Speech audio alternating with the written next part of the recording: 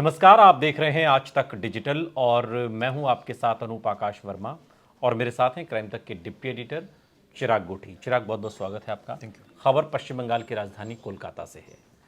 कोलकाता, जहां पर एक ट्रेनी डॉक्टर के साथ बेरहमी की सारी हदें पार कर दी गईं और जो आरोपी है जिसने अपने आप को बचाने की बहुत कोशिश की, वो एक तरीके से वहाँ की पुलिस के लिए काम करता है। क्या मुखबिर है, कौन है, क्या पूरी पूरी पूरी ये जो घटना है, क्या है ये? आरोपी का नाम अनूप संजय रॉय है और ये बताते हैं कि जो घटना हुई है वो मेडिकल कॉलेज में हुई है, जहाँ पर एक ट्रेनी जो डॉक्टर है उसके साथ बलात्कार हुआ, बाद में उसकी हत्या कर दी गई। इसको लेकर देश भर में विरोध चल रहा है। हमने देखा एम्स में अभी और भी तमाम डॉक्टर्स जगहों पर प्रदर्शन भी कर रहे हैं। प्रदर्शन कर रहे हैं। इसको अरेस्ट भी कर लिया गया। ये सिविल वॉलंटियर है कोलकाता पुलिस का और 2019 में इसने बताते हैं कि 12,000 रुपये की नौकरी शुरू करी थी Kolkata police disaster management group में एज ए वॉलंटियर। और उसके बाद ये बताते हैं वेलफेयर सेल में शिफ्ट हो गया। उसके बाद अ, ये जो पुलिस पोस्ट होती है मेडिकल कॉलेज में, वहाँ पर ये जाने लगा। यानी कि ये कहीं भी चला जाता था कुल मिलाकर। और ये बताते हैं कि इसकी 4 शादियां हो रखी हैं, इस तरह की जानकारी भी निकल कर आ रही है। 4 शादियां हैं, पॉर्न फिल्में देखने का ये आदी है, इसको बताया जा रहा है, जो भी जांच में खुलासा हुआ है। खुलासा हुआ है। और सबसे बड़ी बात तो ये है कि ये एक तरह से कहा जाए, जब पुलिस के साथ रहता था तो बहुत सारी चीज़ें देखता था और इसके मन में एक तरह से खौफ जो होता है पुलिस का, वो खत्म हो गया था। उसको लगता था कि ठीक है, सब मैं पुलिस वालों के साथ रहता हूँ, मुझे पता है मुझे क्या वर्किंग होता स्टाइल है। क्या होता है हाँ। इनका, मुझे पता है क्या होता है। कई बार तो ये ऐसा भी होता था, कैदी को भी कई बार जब पुलिस अरेस्ट करती थी उसके साथ रहता था, उसको कोर्ट में पेश करना, कोर्ट से जेल तक छोड़ना, ये तमाम चीज़ें करता था। ये किस तरह की सर्विस में था, ये कैसे होती है, मतलब ये दरअसल ये सरकारी तो था नहीं ये? भाई सरकारी तो ये नहीं है, लेकिन ये बताते हैं कि जैसे ट्रैफिक मैनेजमेंट में भी रहा है, डिजास्टर रिस्पांस टीम में भी रहा है। ये सिविल वॉलंटियर जैसे होते हैं जो पुलिस वाले अपॉइंट कर देते हैं कई आम आदमियों को, जो बहुत ज़्यादा एक्टिव होते हैं सोसाइटी में और जिनको लगता है कि वो पुलिस की मदद कर सकते हैं और पुलिस को भी लगता है कि इनसे हमें बेनिफिट मिल सकता है, तो उनको वो अटैच कर लेते हैं। ये कॉन्ट्रैक्ट बेसिस जॉब कॉन्ट्रेक्चुअल होती है जॉब होती है, हाँ। और इसमें आपको एक सैलरी भी मिलती है। तो वो ये वही लोग होते हैं जो मुझे लगता है जो बहुत ज़्यादा कहीं इधर उधर काम नहीं कर रहे होते, यानी कि ठीक है। इसका आरोपी संजय रॉय जो है, इसका अपना बैकग्राउंड क्या है?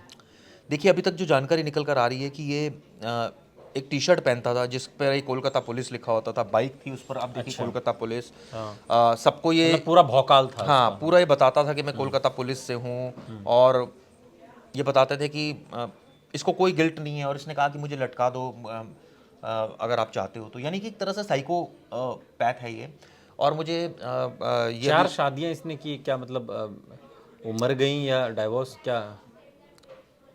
ये अभी पुलिस जांच कर रही है, लेकिन जो इसने खुलासा किया है वो ये बातें बता रहा है। इसके अलावा इसके मोबाइल को भी खंगाला है, उसमें पॉर्न मूवीज मटेरियल बहुत मिला है। इसके अलावा ये बताते हैं कि अब इसने जो ट्रेनी डॉक्टर है उसको निशाना बनाया, उसके बाद उसका मर्डर तक कर दिया। आप सोचिए कितनी बेरहमी से उसने इस घटना को लेकिन अंजाम दिया। इसको अपने आप को इसने बचाने की भी बहुत कोशिश की। मतलब आम तौर पर जैसे कोई साइको किलर होता है, जैसे अभी बरेली का था, तो ये लोग इन तक पहुंचना बहुत मुश्किल होता है। ऐसा ही केस क्या ये भी था जिसको बड़ी कड़ी मशक्कत के देखिए, बाद? पुलिस के पास इस केस में सीसीटीवी थी। जब ये घटना हुई तो पुलिस को सीसीटीवी चेक की तो इसका कई लोगों ने पहचान लिया था इसको। उसके बेसिस पर इसको अरेस्ट करना ईजी रहा। हालांकि ये अपने इसके जूते पर निशान थे खून के, वो धो चुका था, कपड़े धो चुका पीड़िता था। के नाखून में इसके ब्लड और मांस। बहुत सारी चीज़ें मिली हैं और वो साइंटिफिक एविडेंस भी पुलिस कलेक्ट कर रही है। इसमें डीएनए भी पुलिस का कहना है कि वो आगे ले लिए, सैंपल्स ले लिए हैं। तो वो ऑब्वियसली वो और भी इस तरीके की चीज़ों में क्या ये कभी शामिल रहा है? इसकी हिस्ट्री क्या पता चल रही है?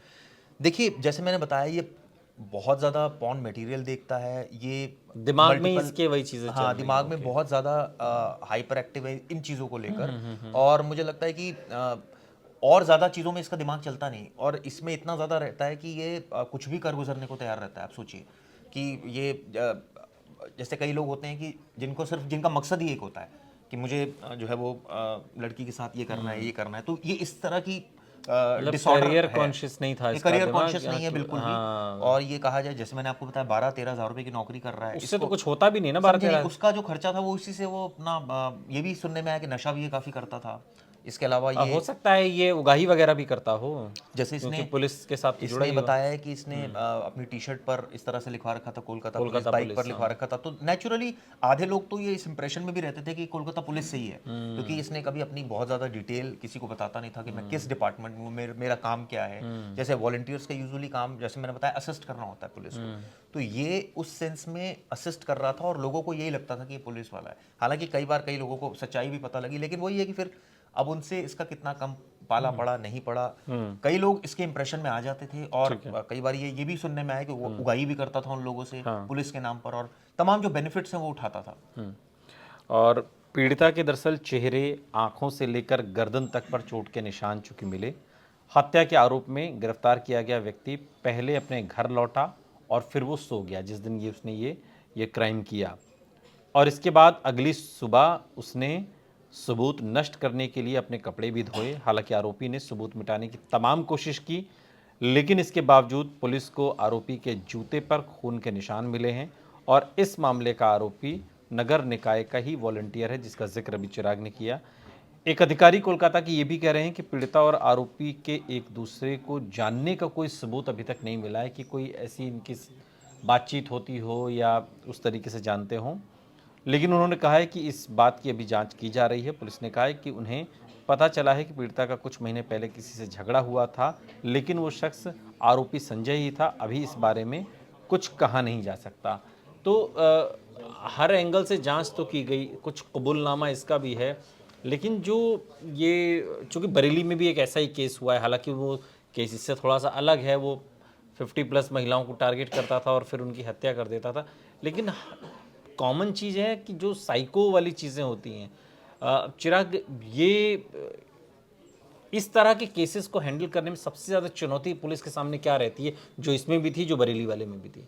देखिए, बरेली वाले केस में चूंकि जो आरोपी था वो एक ही पैटर्न से मर्डर कर रहा था, और उसके बाद वो बड़े एक बहुत ही लो प्रोफाइल तरीके से रहता था, तो किसी को एक तो शक नहीं होता था उसके ऊपर कि भाई ये भी हो सकता है।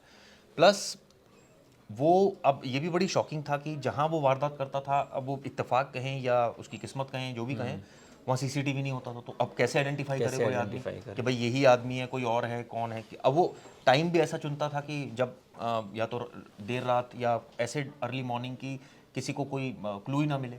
उसके बाद उसके केस में, बरेली वाले केस में जो आरोपी था, उसमें ये बात पता लगी थी कि वो उसके मदर से उसका डिस्प्यूट चल रहा था और उसकी वाइफ से भी उसका डिस्प्यूट चल रहा था।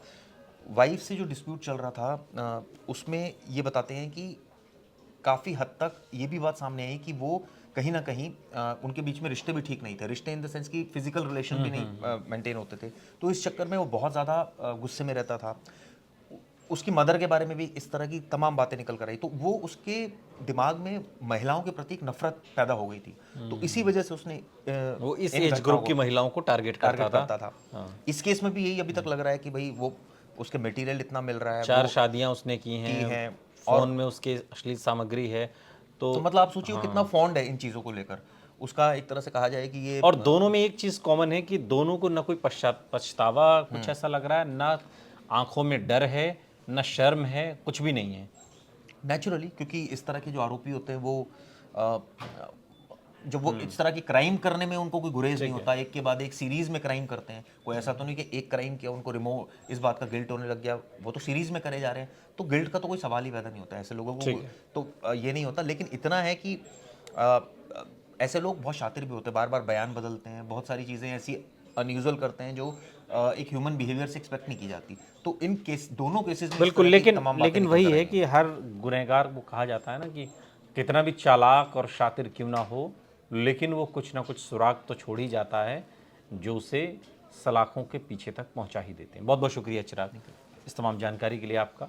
यहाँ रुक रहे हैं, लेकिन आप कहीं जाइएगा नहीं, बने रहिए हमारे साथ, देखते रहिए आज तक डिजिटल।